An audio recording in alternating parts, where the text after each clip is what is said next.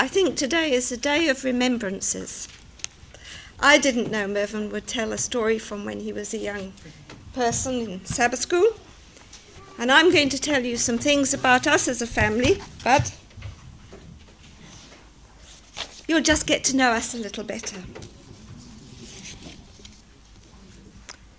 You remember we came back to live in England in 2006, in the summer of 2006.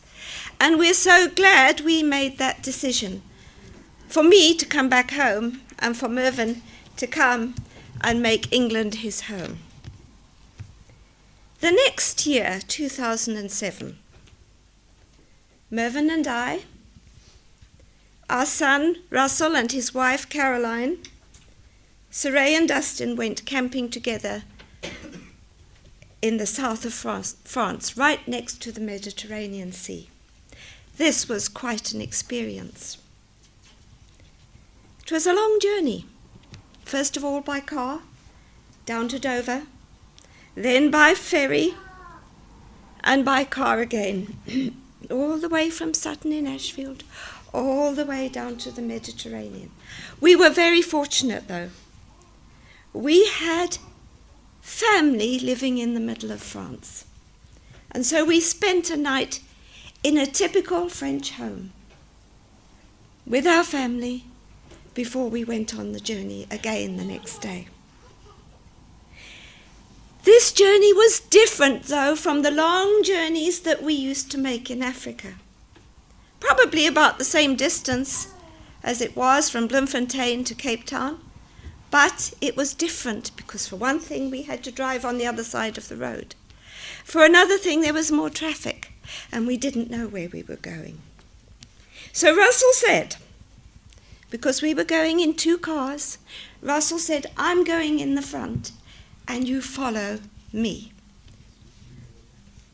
I've got a sat-nav in my car, so if you follow me, if you stay close to me, we will get to the Mediterranean Sea. Yes, it was important for us to keep close together, and I must say that if Russell found himself getting a little bit ahead of us, he would slow down until we caught up. As I think back to this holiday, I think of the camping, the sunbathing, the sightseeing, the shopping French style. You know, our granddaughter went every morning to make sure we had a baguette. We had baguettes for breakfast. So we even ate the French way. We played in the sea, and it was a lovely warm sea. We went walking, and I think, as I think back, that the walking was the best part of the holiday. What enjoyment and what fun we had. You know, one of the things about walking is that it's slower than when one drives in a car. And it's slower than when one rides a bicycle. And so one sees an awful lot more. And I was naughty, I must be honest. I sneaked in the windows as we walked by in some of the French houses. I wanted to see how the people lived. I wanted to see how they gardened, and so I would look over the hedges and see what kind of flowers grew. And I was particularly interested to notice that in that part of France, by the Mediterranean, there were lots of oleander bushes. We were used to them in Africa. There were also bougainvilleas. We were used to them. So we felt somewhat akin to the people of this part of France. We also watched how the French people related to one another, particularly when we went to the market and bought our fresh fruit the way the French people did. But on Sabbaths, Mervyn and I went our own way. We went out into the countryside to worship and to walk together, and we thoroughly enjoyed those Sabbaths. We also spent time with our Bibles. We didn't lose touch with our Sabbath school lessons. But Mervyn has a little habit. He gets restless after a while, and he thoroughly enjoyed the Mediterranean. But he started to think of other places in France that he wanted to visit. I really would like to get to see those D-Day landing areas. He started to say, I wonder, and he spoke to Russell in my hearing, I wonder, Russell, whether we couldn't leave maybe a few days earlier than you people, and Mum and I go and look at the D-Day landings. And I was listening. Did I really want to see the D-Day landings? Well, I would go along anyway. So Russell said, yeah, but you won't have the sat-nav. I took out my big map book of France. I said, but I've got a map. He says, I'll tell you what, I'll give you a list of the towns that you must go through on your way to the D-Day landings. And so we did, and we had a few lovely days looking at these parts of history. And it was much later on that Russell took Mervyn on another trip to see the D-Day landings. But you know, sat-nav is marvellous. Those of you who've got it in your car know how marvellous it can be. And we missed being able to follow Russell all the way to the D-Day landings. We took a few wrong turns on our way, particularly when we got to the Loire Valley. Oh, what a beautiful area. And I think what happened was I was taken in by everything I saw and stopped watching the map. But we eventually got to the place where we wanted to sleep in our tent. And it was a few days later, after we had sent a text to Russell, a few days later, that Russell and his family joined us for the last few days of the holiday. But I want to think back of what happened down there by the Mediterranean. We had a lovely campsite. It was flat. We hired a fridge so that we could have our milk safe and cold water. And we had our tents. We had blow-up mattresses. And we slept on the ground, but these blow-up mattresses were comfortable. But when it came time to go to bed, there was a lot of noise in the campsite. There were the people dancing, and they were dancing something that I don't know what it was called, but I think they all held on to each other, and they made a big snake, and the conga, all right? And we heard this every single night we were at the campsite. And then there was lots of laughing and joking and shouting.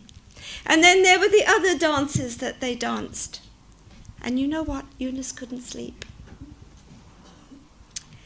Oh dear, what was I going to do? It seemed as I was lying on my blow-up mattress in my sleeping bag, it seemed as if the sound was amplified through the ground.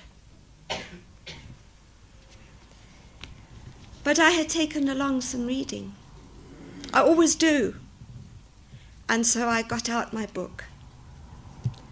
And it was the book Patriarchs and Prophets. I had read bits of it before, but I hadn't read it from the beginning to the end. And this time I also picked a part that I wanted to read, and I read about the antediluvians, the people who lived before the flood. And that meant that I read about Enoch, the man mentioned in our scripture reading. You know, there's very little about Enoch in our Bibles. I found it fascinating. I went from Bible text to Bible text. Genesis chapter 5 tells us a lot about the generations of people and when they were born and how long they lived. And so Enoch is in Genesis 5.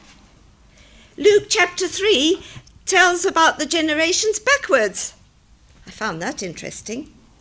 Jude 14, that's just a verse in the book of Jude, which is one chapter, tells about Enoch as being a prophet. And he told about Jesus' return. But my favourite text is the one that Moses read for us this morning, Hebrews 11 and verse 5. By faith, Enoch was taken away so that he did not see death, and was not found because God had taken him. For before he was taken, he had this testimony that he pleased God. Now, there are some Bibles, I think the King James speaks about the fact that he was translated. So he was taken up to heaven. But in that verse, that very verse, he was not found. So it tells me that the family, his wife, his children, even Methuselah, went out looking for Enoch, but they did not find him because he had been taken to heaven. So as I read my Bible and as I read this book, Patriarchs and Prophets, I began to form a picture of Enoch in my mind. And I believe that this man's life is worth sharing. Remember that Enoch did not have a Bible. Could you imagine living your life today with no Bible? I can't. But he had no Bible. He had no "it is written" to refer to, as we have.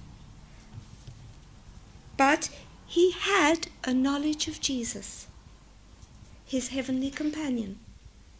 He made God his counselor, and he was closely attached to Jesus, something we can do, and Enoch was honored in this. You know, before there were written manuscripts, when I started thinking about Enoch, I thought, oh, well, surely he had Genesis to Deuteronomy. They were the first books of the Bible. Surely he had that. And I thought, no, he didn't. And I went and got a chronology out. No, Moses only, who wrote the first books of the Bible, Moses came much later on. And so, before there were written manuscripts, people depended on word of mouth. And that chronology told me that Adam was still alive when Enoch was born. In fact, Adam, the first man, the first sinner, was 622 years old when Enoch was born. Adam, we are told, lived for 930 years. And so Enoch and Adam had 308 years, if my maths is correct, 308 years that they could talk together. And Adam could share with Enoch things that had happened in this world. I imagine, and here I go again, I'm always imagining, aren't I? I imagine Enoch found Adam and said, I want to talk to you. Please answer some questions. And I imagine Adam saying, certainly, Enoch, fire away. And I think they found a nice grassy spot on which to sit, or some comfortable rocks on which to sit, and Enoch started. When you lived in the Garden of Eden, what happened? How come you sinned? Why didn't God tell you that there was an enemy in the garden? And I imagine Adam, his head going down and him saying, you know, I have no excuse. God sent the angels and they warned us that there was an enemy, but we didn't listen. Then Jesus came and he sat down and warned me, be careful, there's an enemy in the camp. Don't be tempted by him. But I fell. I listened to the serpent. I was beguiled by this beautiful creature that could talk. And I believe that those occasions when Adam and Enoch spent time talking together impacted on Enoch's life. Genesis 5 tells us that Enoch lived for 65 years. Obviously he was married because he and his wife gave birth to Methuselah. And my Bible tells me that Methuselah was the grandfather of Noah, and he lived until the very year of the flood. There were some people who've tried to say that this was a prediction on the part of Enoch, that when it happens it will be, that in other words, he's going to live until the flood. But I couldn't find that statement. I looked hard and long, but I couldn't find it. But what we do know is that Methuselah died the year the flood came. And I also had to be reminded that Methuselah was the grandfather of Noah. And Methuselah lived for 969 years before he died, longer than Adam. Would you like to live that long? I'm not sure. Most of you are saying no. Enoch only lived on this earth for 365 years. And then he was taken to heaven. He was translated to heaven. It's interesting to note that Cain, you remember Cain and Abel, and how Cain killed Abel? Well, Cain had children, and one of his children he named Enoch. I just found that a fascinating tidbit. But in this book, Patriarchs and Prophets, I learned, I should have thought about it, but in being translated to heaven, Enoch was the first man to walk on those streets of gold in the holy city, the New Jerusalem. You know, sometimes we have to put the facts together, don't we? And Enoch was the first man to be translated or taken to heaven. And we also know that since then Moses is in heaven and also Elijah is in heaven, and they've probably also walked on the streets of gold in the holy city.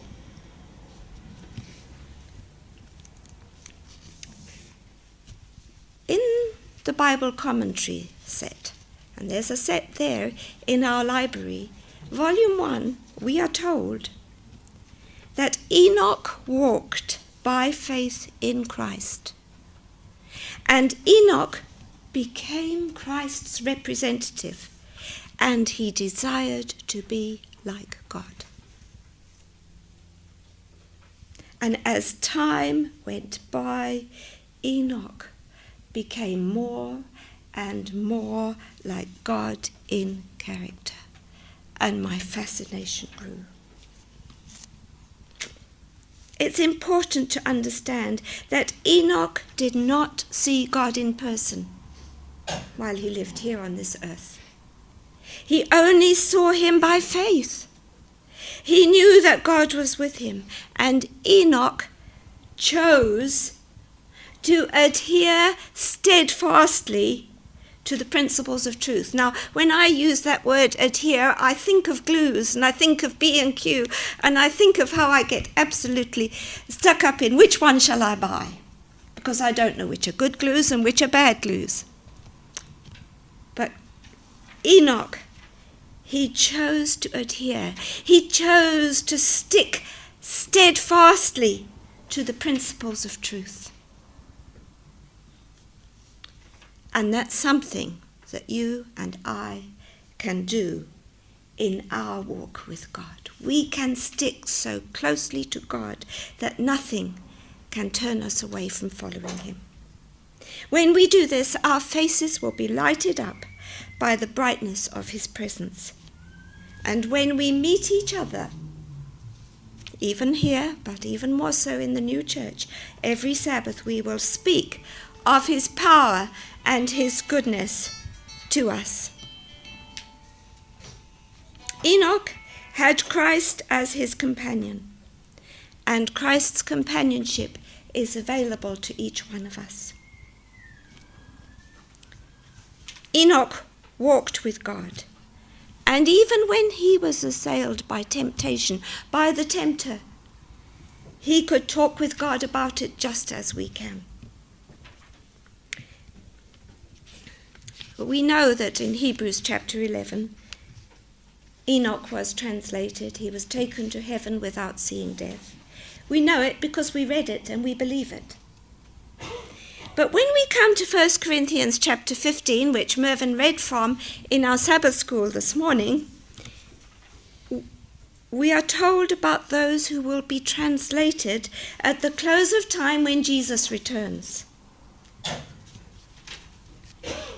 And those people who will be translated when Jesus returns will be people who have been following the example of people like Enoch. And remember, Enoch was not selfish, for selfishness will be cut out by the roots. People who live their lives following Christ as Enoch did will be patient, gracious, and loving. They will desire to be what God desires his people to be, pure, noble, and sanctified, and they will hunger and thirst after the righteousness of Christ. To be like God will be their one desire. And this is the desire that filled Enoch's heart. Our Bibles tell us he walked with God. He studied the character of God with purpose. And when we talk about character, this morning's reading had something about Enoch. I'm going to read 2 little snippets from the worship for this morning. A character formed after the divine likeness is the only treasure that people can take from this world to the next. Enoch wanted a character like God, and when he was translated, he took his character with him. Then the other snippet I want to read is Christ's character was exemplified in, and here's a long list of names: Abel, Noah, Seth, Enoch, Abraham, Joseph, Moses, Joshua, Samuel, David, and all the host of those recorded as having characters that God could approve. Wouldn't you like to see your name in that list? Yes, I would. Just imagine it if Sue and Roger and Mervyn and Eunice and Mark, and I could go on, Francis and Wynne and all of us. Wouldn't it be wonderful if we could be in that list with the character that God approves? Remember, Enoch did not mark out his own course or set up his own will, but rather strove to conform himself to the divine likeness. Now I'm back to my holiday. Just as Mervyn and I kept close behind Russell and his car as we travelled along on that holiday so that we knew the way to the Mediterranean Sea, so it was for Enoch. In faith, he looked to Jesus. He walked close to God. He kept by his side. He obeyed God's every word. Enoch's was a wonderful life of oneness with Christ, his companion. That book, Patriarchs and Prophets, tells us a lot.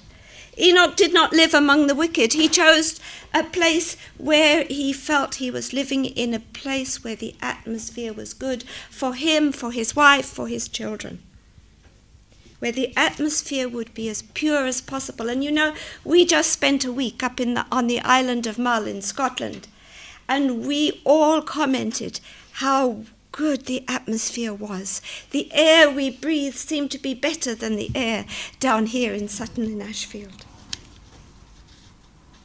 But Enoch had chosen a place where he could live that he felt was best for him and his family. But then he went at times to the inhabitants outside of his place of his home. And he went with his evangelistic message to the people. And every visit Enoch made to the people was painful for him. He saw, when he was with the people, something of the leprosy of sin. You know, there are a number of places where our Bible speaks about the leprosy of sin. When I was a little girl growing up and I used to go out doing ingathering with my dad, we always used to say, we're collecting for the lepers in Africa. You remember that? We don't say it that way anymore. But when we worked at Maluti Hospital, we got to meet some people who had recovered from leprosy. They were patients in the hospital.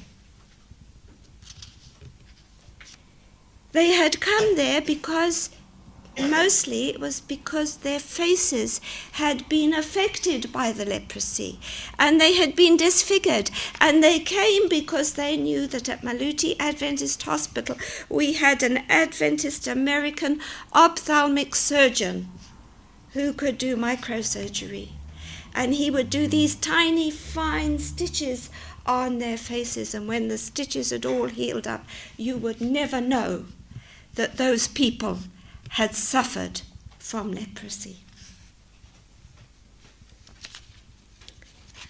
They were dependent on the intervention of this Adventist Christian surgeon. We need to remember that sin disfigures, just as leprosy disfigures. And surgery has to be done to restore people's hearts and minds. This book I read by the Mediterranean Sea said that after Enoch told his message to the people, he went back to his home, and many times he took people back with him to his place of retirement so that he could tell them more about God and his love. Enoch walked with God at a time, and this is hard to believe, 7 generations from Adam, at a time when the world around him was becoming very wicked. Our Bibles tell us that just before the flood, God saw that the wickedness of man was great in the earth, and that every imagination of the thoughts of their hearts was only evil continually. Enoch's righteousness, his righteous life, was in marked contrast to the wickedness of people around him, and his piety, his purity, his unswerving integrity were the result of his walk with God, while the wickedness around him was the result of the influence of Satan, the deceiver of mankind. Enoch was the first prophet. He foretold the second coming of Jesus to our world. And Enoch was a specimen of Christian consistency. Enoch did not walk in a trance or in a vision. He did not become a hermit. He was a good husband and father. He was a friend to the people he lived among. He was a good citizen, steadfast, unwavering, and a servant of God. And we could go on about his good points. He was earnest in prayer. He educated his mind to run in right channels. His mind was elevated and ennobled so as to walk with God. He would withdraw from people to commune with God, something that Jesus would do. Remember how he went up into a mountain to pray at night time. Enoch did something similar, although he often spent a few days away in prayer. Yes, Genesis chapter 5 introduces Enoch to us. He lived 65 years and then Methuselah was born.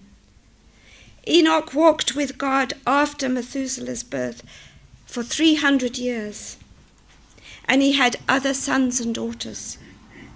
And all of the days of Enoch's life on this planet, on this earth, were 365 years. And he walked with God, and he was not, because God took him back to heaven to live with him. So my question this morning: how can we walk with God? How can we walk with someone we cannot see, and we cannot touch, and we cannot feel? You know, Mervyn and I, when we walk together, we like to hold hands or go arm in arm. How can we walk with God whom we cannot see except by the eye of faith? Well, I can only assume that this term, Enoch walked with God, means that his lifestyle was godly, that he listened to what God wanted and he walked after God's lifestyle. Our behavior, our lifestyle is all about walking with God. What does God want of us? And I know what Melvin's answer is, and I think after the Sabbath school lesson this morning, I think it's everybody's answer who's here today. He wants us to have a relationship with him, doesn't he? He wants us to talk to him. He wants us to listen to him. He wants us to walk with him in the very lifestyle that we follow. I come back to our scripture reading. By faith, Enoch was taken away so that he did not see death, and was not found, because God had taken him. For before he was taken, he had this testimony, that he pleased God. Are we walking with God? Do we have a close relationship with him? I hope we do, and I hope that relationship is growing stronger every day.